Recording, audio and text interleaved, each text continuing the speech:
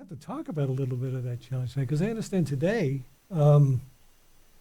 Mr. Scudder came up with a shortfall in the fiscal revenues. Yes, today they released the fiscal latest update on the revenue estimates.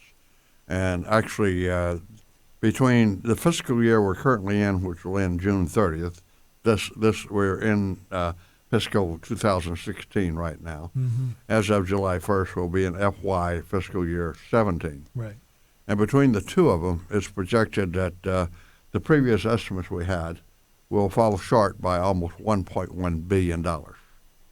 That's about $600 million of it will be from the current fiscal year, which ends within a few weeks. Right. And the rest will be the projections for the next fiscal year. And it's primarily due to the amount of gross income tax, the income tax that is coming in. It is falling below the estimates that they have had. So that means we'll have to make some adjustments related to the budget that's being proposed. It's already a very, very tight budget. I mean, many people look for more money, but there's just not more money. The fact that, well, let's talk about that process for a second, where it's falling below projections. How do they establish the projections? And are they looking at revising how they look at that so that you don't have that kind of situation? Well, when you say how do they make the projections, they make projections based on a combination of looking at past history, plus what they think has been changes in the economy, whether business has been booming or business has been going down and so on. And so they make their best guess. I mean, when you're planning for the future, you got to make some kind of estimate to determine what you might be able to do. And then as times change, you make adjustments. Well, I mean, in this respect, let's talk about one of the major issues out there, pension funding. Yeah. People are saying that the governor made promises. Well, it wasn't just the governor. The legislature passed the legislation, et cetera, and he broke his promises because in 2011, we passed a pension bill which changed the contributions were made, was intended to ultimately reduce the unfunded balance way out there, which it runs up into like $50 billion or something. It called upon phasing in the increased contributions over a number of years, over a period of 7 years, to the point where the pension system will be fully funded. Well, if you want to make a projection what you can do for 7 years, you need to have economists come in and make projections on how much money you're going to have. Is revenue going to increase? And based on their projections, that's how the plan came about. Well, their plans they developed said that in the fiscal year that's just ending right now, we would have had $3 billion more than we actually got in revenues without any increase in taxes. The plan called for us to put in $1.5 billion more in the pension plan than is being put in. Well, if we'd had $3 billion more in revenue, putting $1.5 billion in there would have been no problem. We could have increased funding for education, increased funding for health care, and everything else. But if you don't have it, well, you have two alternatives. You don't put it in, or you go out and raise taxes by $1.5 billion. I don't think people want their taxes increased by $1.5 billion. No, not in the least. So we need to call them back and give us a better forecast for the future. Let's ask the senator for this month with Senator Sam Thompson. You cover the western end of Monmouth Ocean and Middlesex counties. Actually, I have a portion of 4 counties, Middlesex, and Monmouth, Ocean, and Burlington. Burlington. We go down from Old Bridge in Middlesex down to the Joint Base. We cover down there. So nice. So cars putting on a few miles. We do. Yeah. When you have these projections and they fall short, is this something that the investor services like Moody's and Fitch look at? Do they take that into account when they are establishing the next round of credit ratings that affect the state? Because I know it's been knocked back, say half a dozen times? I think they look at it, but I think they base it more on what's the realities out there. They don't make it so much on what you're projecting for the future as to what is really taking place and what is the current situation. So what is your debt service situation you have right now? What is your revenue situation right now? And what are your projected expenses? That's what they consider. As everybody in the legislature. Now, incidentally, when we talk about the credit rating agencies, it annoys me that I keep seeing reports that the state's credit rating has been downgraded 9 times. Mm-hmm. It has not been downgraded 9 times. You have 3 credit rating agencies out there. Each of them on 3 occasions, about the same time, decided to do one downgrade. So on 3 different occasions, each of them had downgraded the state 3 times. So there's really been 3 downgrades, not 9. Not 9. I mean, if you had 10 credit rating agencies and they all decided, let's downgrade it, you're going to say you've been downgraded 10 times? No, you'd say you've been downgraded once. It's not how many agencies you have, it's how many times it really happened. It only happened 3 times, not 9. That's an important point to bring out, because we generally just... The media keeps reporting downgraded 9 times. This is what the Democrats like to put out.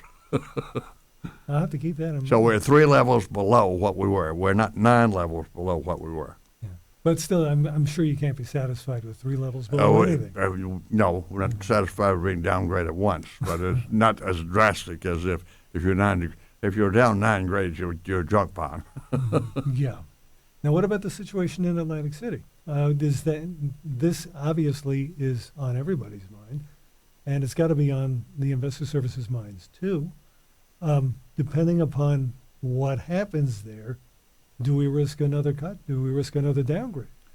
Well, it's not necessarily saying a downgrade, but it is a case of if they do go down, bankrupt, etc., the fact that they didn't come in and rescue them will make the credit agency and investors all more reluctant about loaning money out there. And so, yes, they will charge them more for interest because the chances of their suffering loss has increased because they can't rely on the state will come in and back people up under any circumstances. Mm-hmm. The situation there in Atlantic City is very bad. I mean, the amount of money that they spend per resident is just outrageous.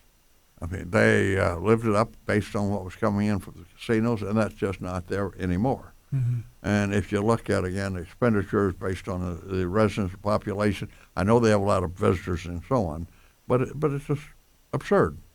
And to look for the state, i.e., the residents, when we say the state, we're talking about the taxpayers out there. Not really. The state doesn't manufacture its money. Taxpayers put it together. Mm-hmm. So we're asking all the taxpayers of the rest of the state to subsidize this city.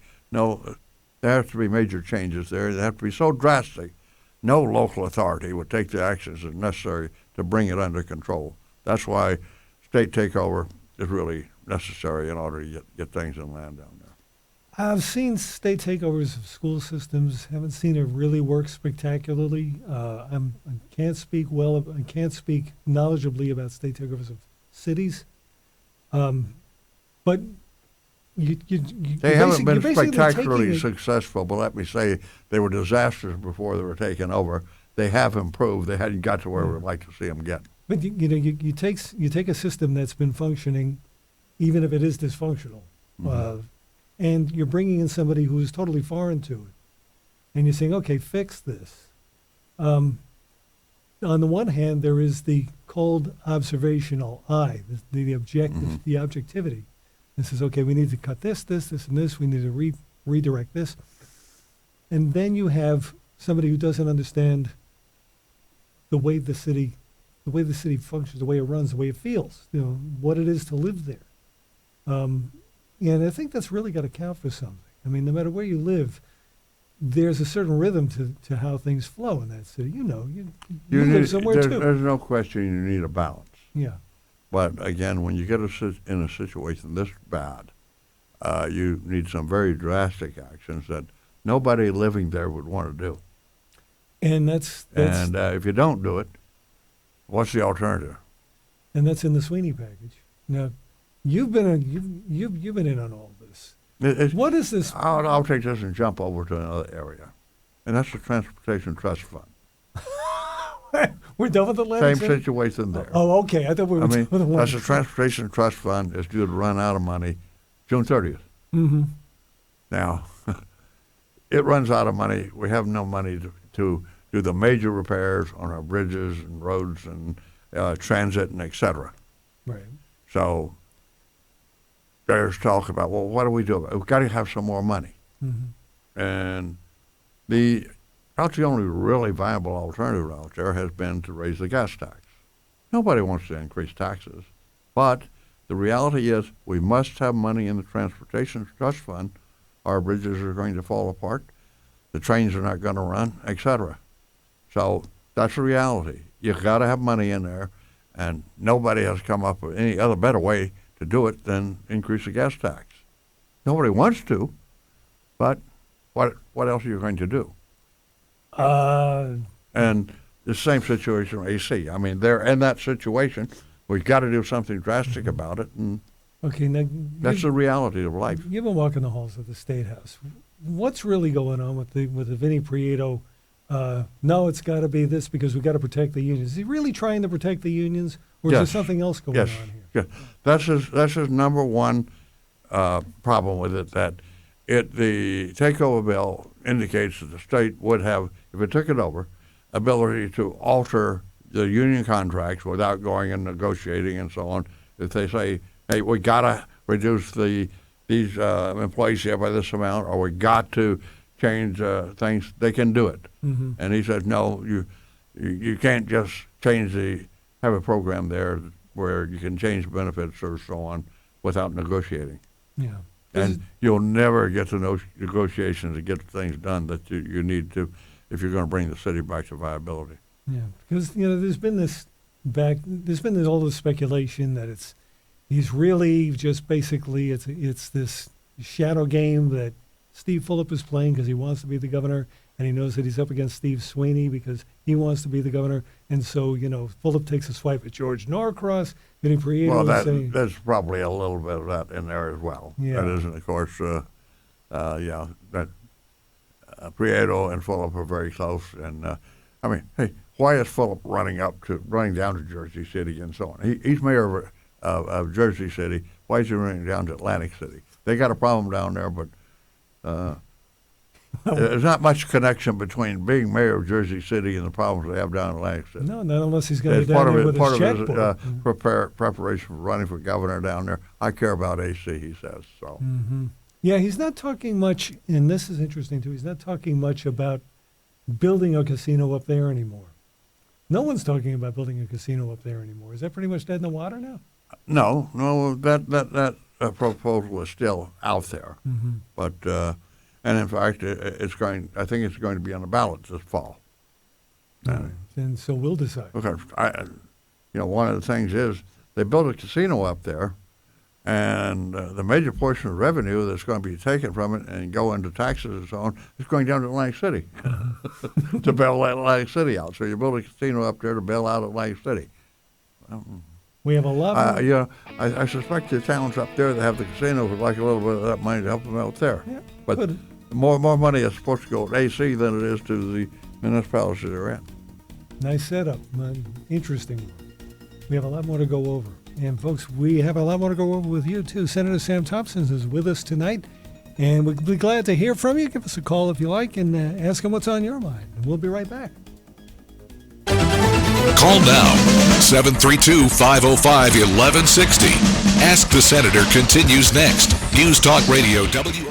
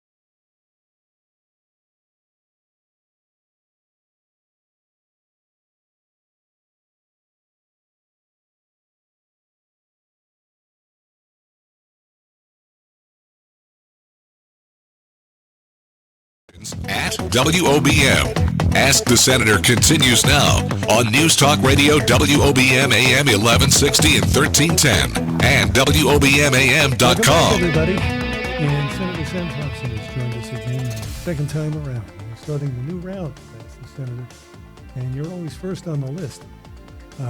So especially if you're in Burlington, What's that? especially if you're in Western Burlington, Ocean, Monmouth, Middlesex, And Middlesex. join the Yeah. conversation. We were talking about Atlantic City, and you mentioned the Transportation Trust Fund, and I do want to touch on that for a second because we went back and forth on this the last time you were here, and I was pleading with you that there's got to be another way. Don't do the gas tax, and the more time elapses, the more it focuses. And you said this was going to happen. You said it's going to narrow down to the gas tax. So I grant you that.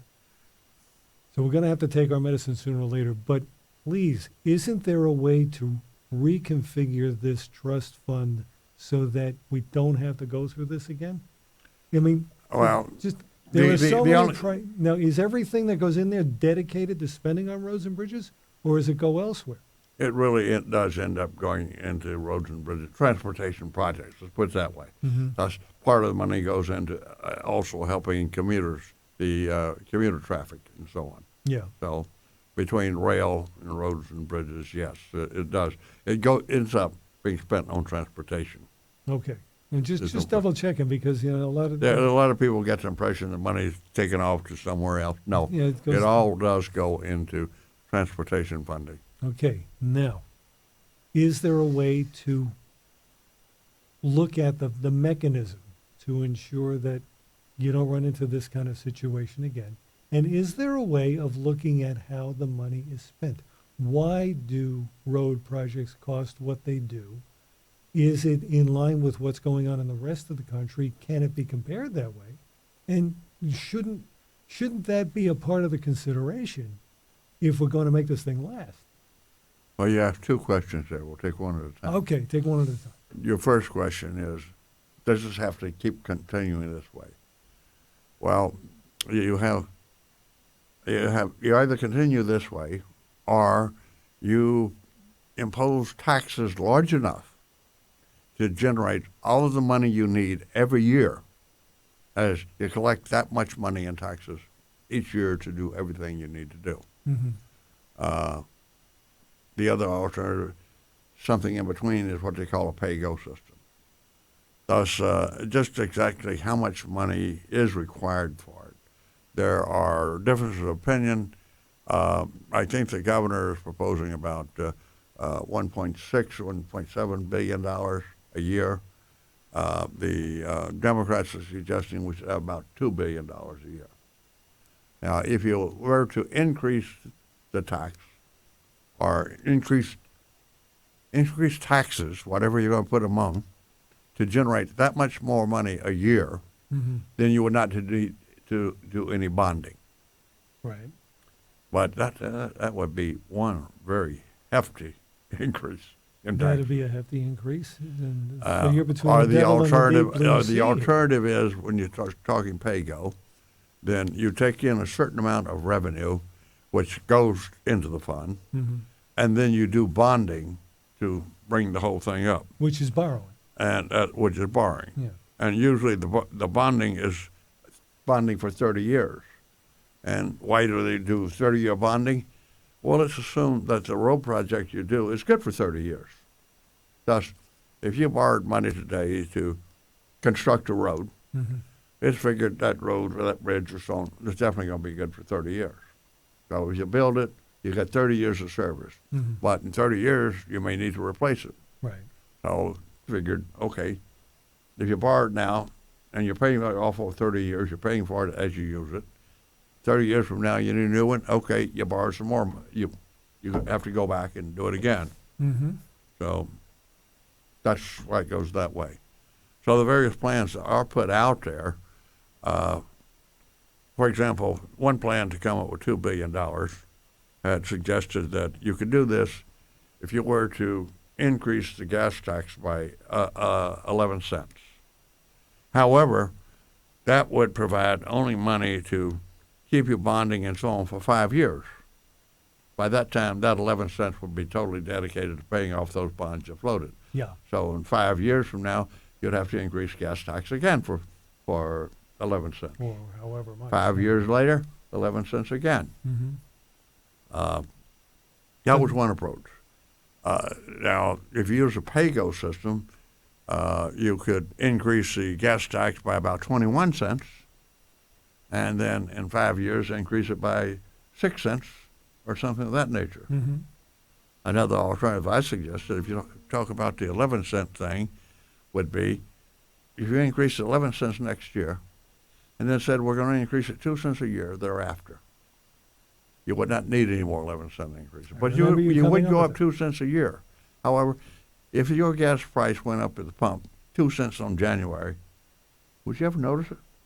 No. Because every week Unfortunately, it goes up more or down than that, up or down or so on. You never see it. Right. You would not feel it. 2 cents if you're talking about. I mean, over a year that amounts to pennies. But that would keep the thing going almost indefinitely. Because in the 5 years, you would have already increased it by about 10 cents. And after 30 years, those first bonds are paid off. Now you got 11 cents. It's no longer dedicated. You can buy a bond do that bonding again without increasing the tax. So you paid off your bonds after 30 years. All right. You walked us through the woods on that one. Senator, we're going to step out for a little news break, and we're going to come back. Okay. We'll take your calls, too. Stick with us. We'll be right back. Let the State House know what's on your mind. Call 732-505-1160. News Talk Radio, WOBM-AM 11.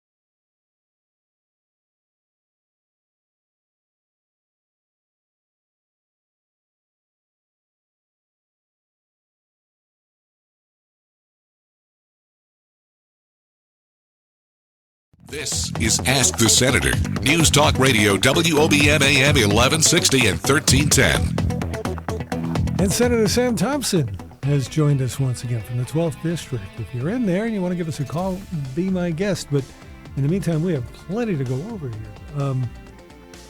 Let me just ask you, can you talk about Donald Trump a little bit? Because when you were here back in the fall, I mean, it was almost like, oh, yeah, well, he'll be gone soon enough. And he's not.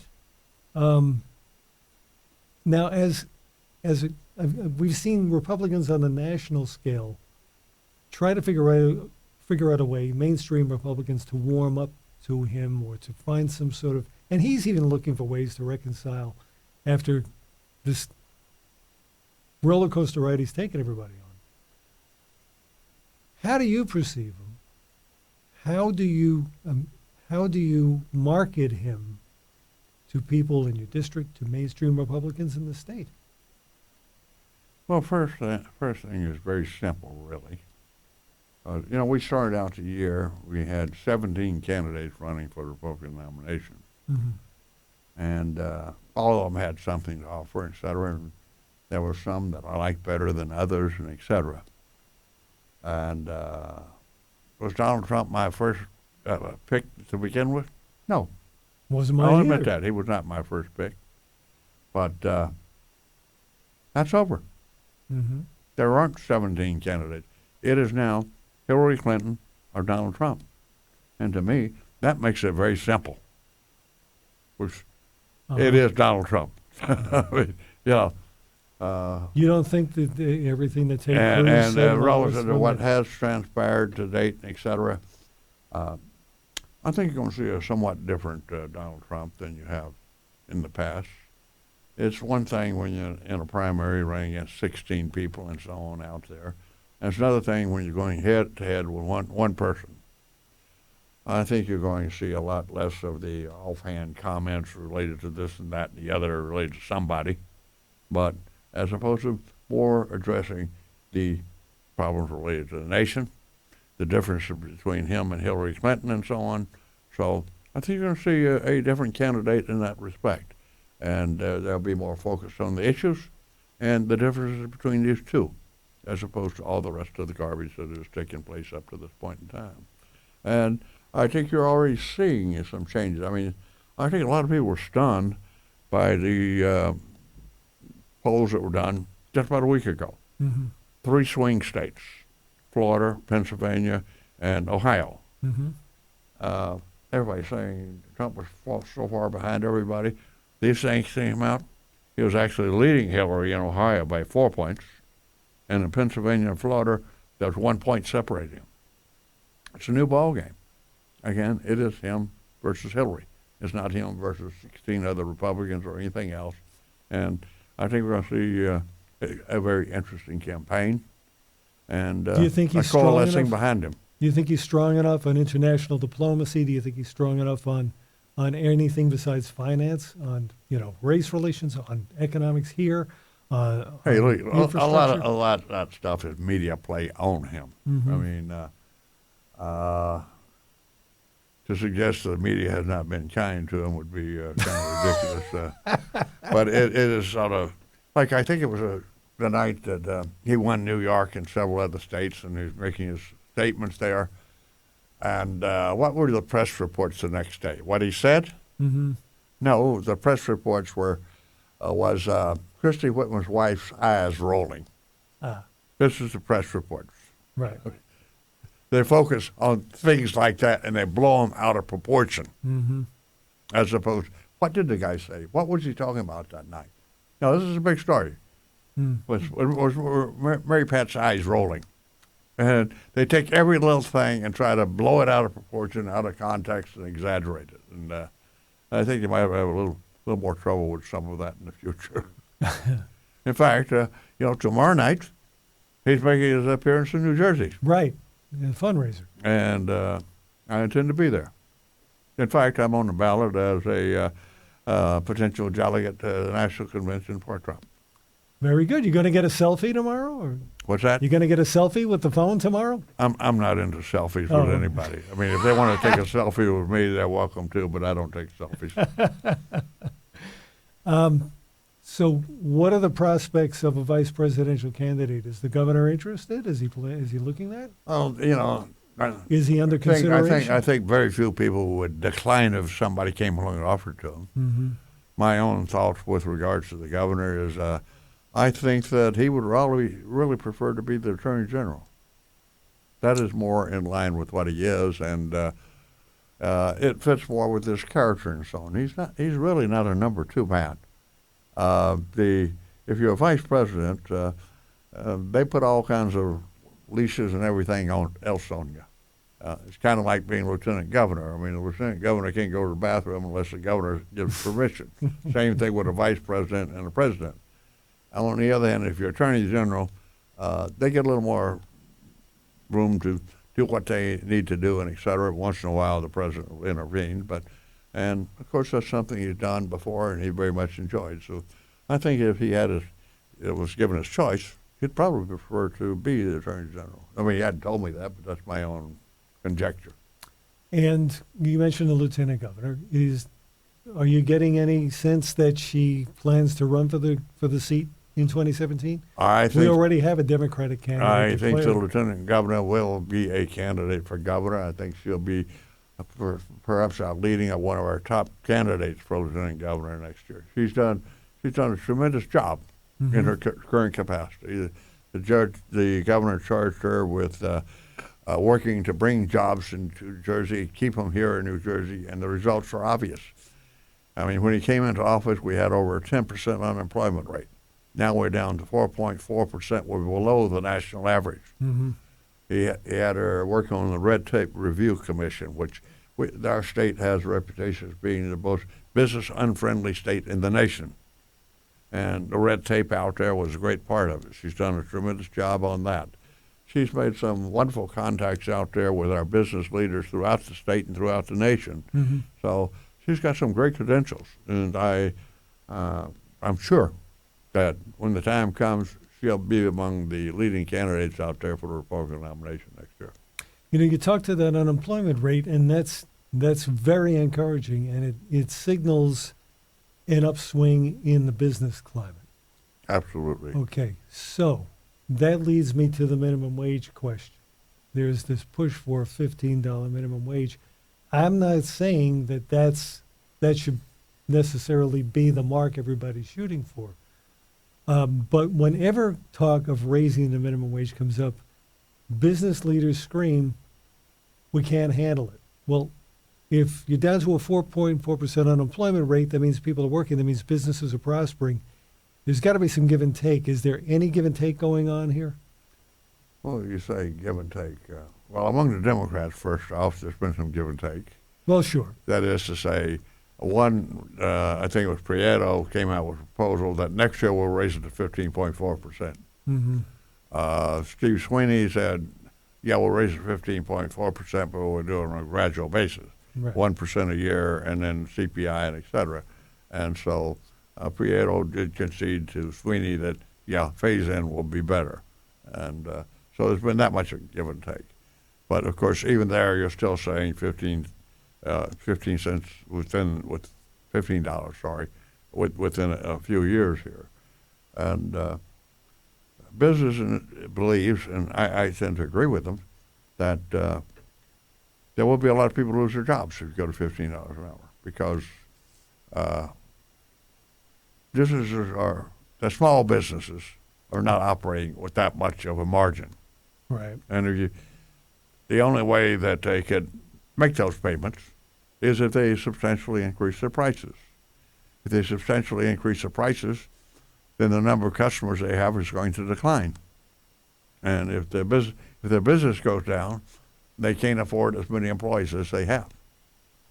And many businesses, this will be the case. They will have to lay off people, close down, or et cetera. Then we're going to be back into the same downwards. Then we'll be back into the same spiral you're saying that we are just pulling out of. That's right. And, for those people that,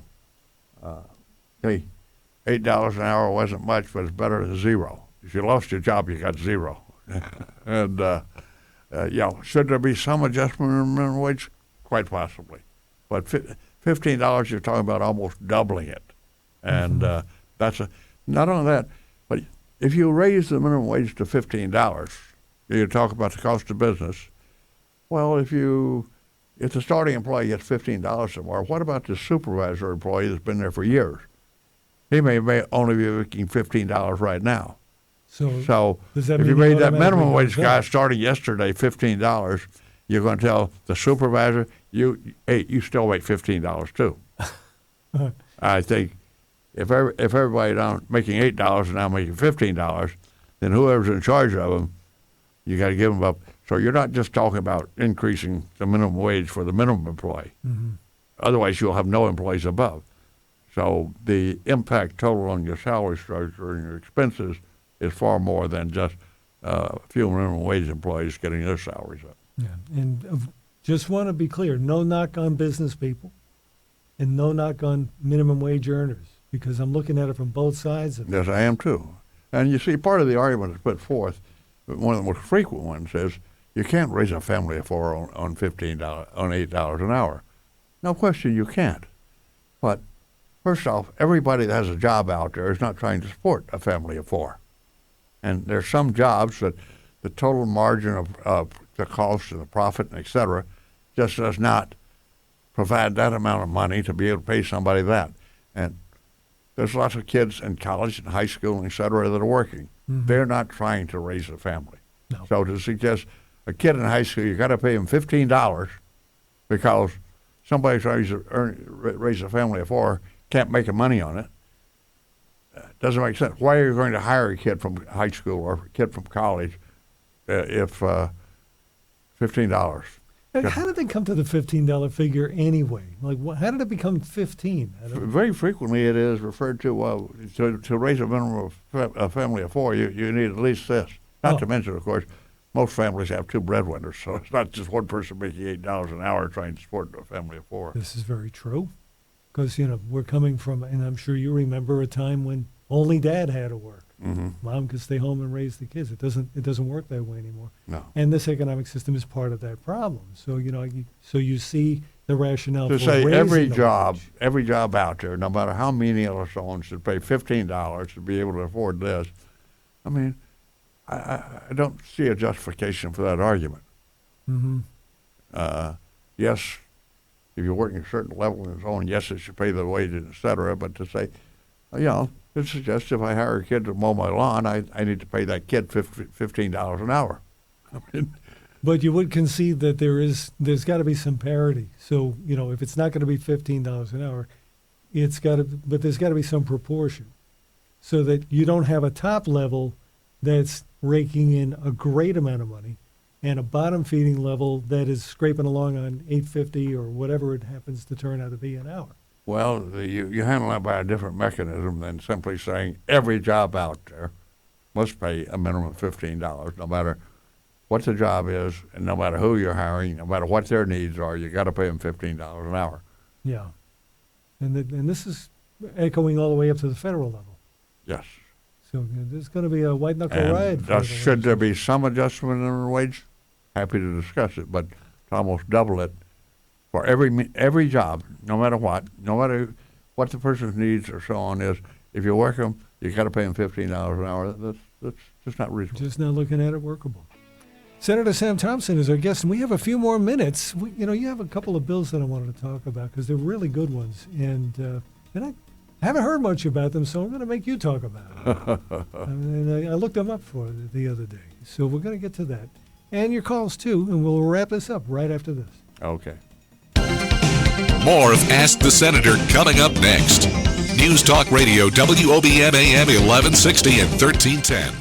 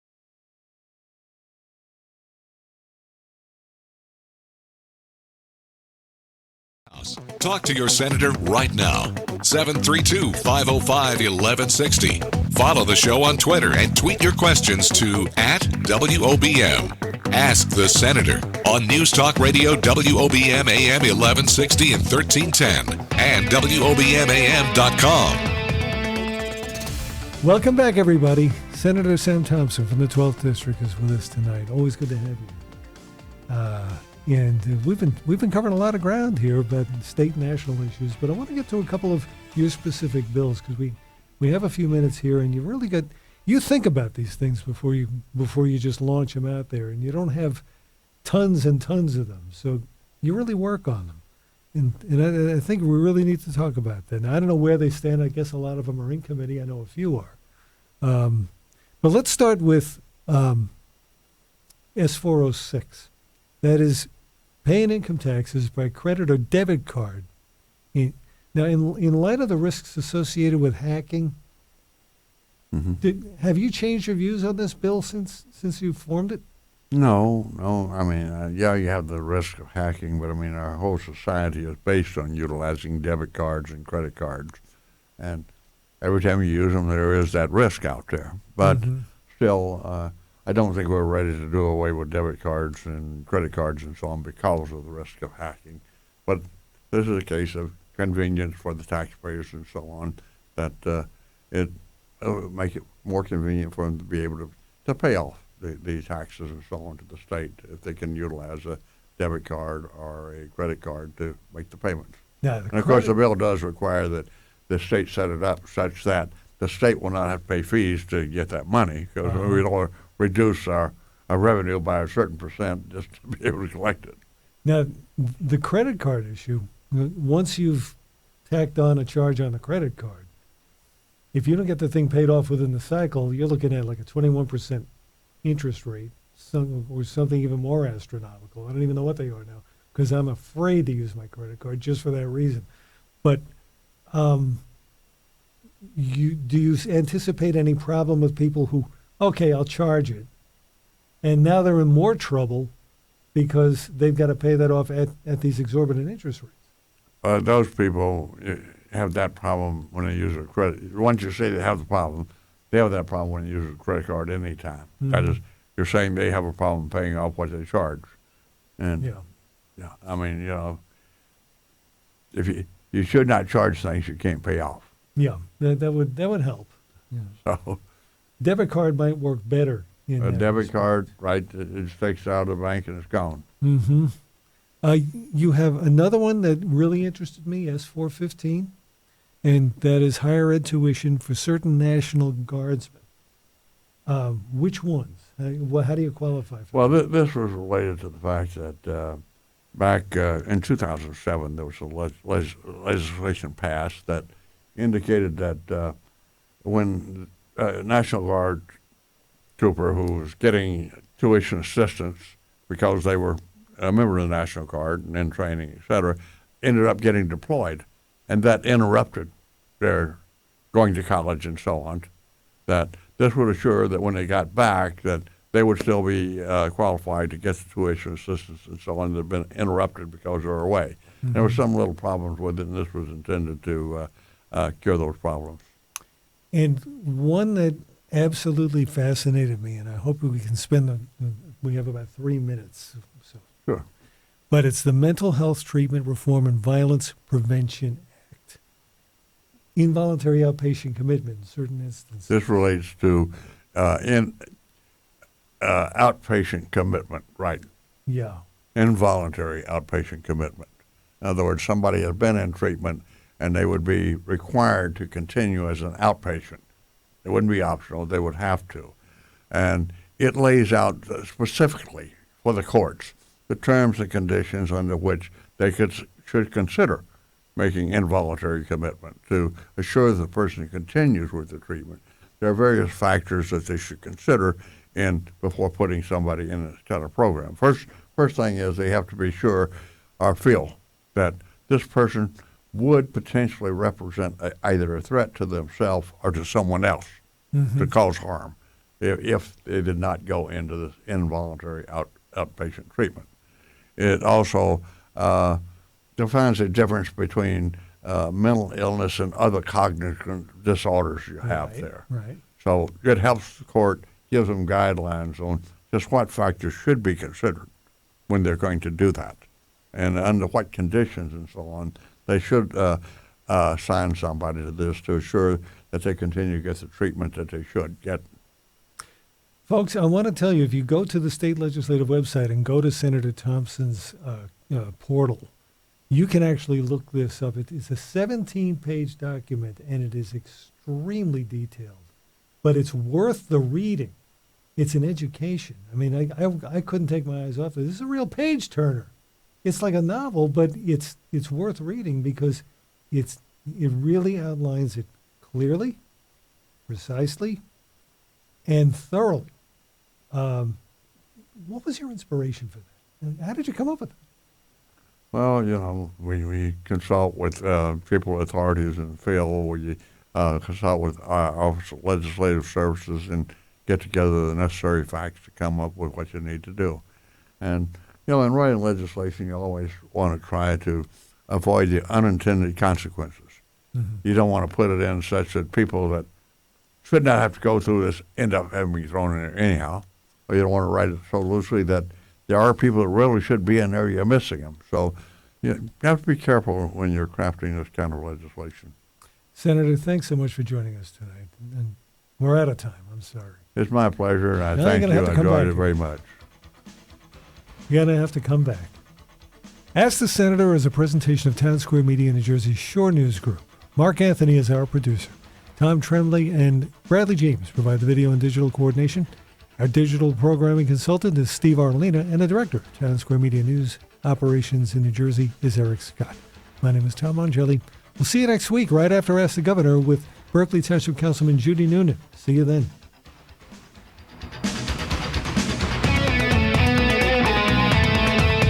You've been listening to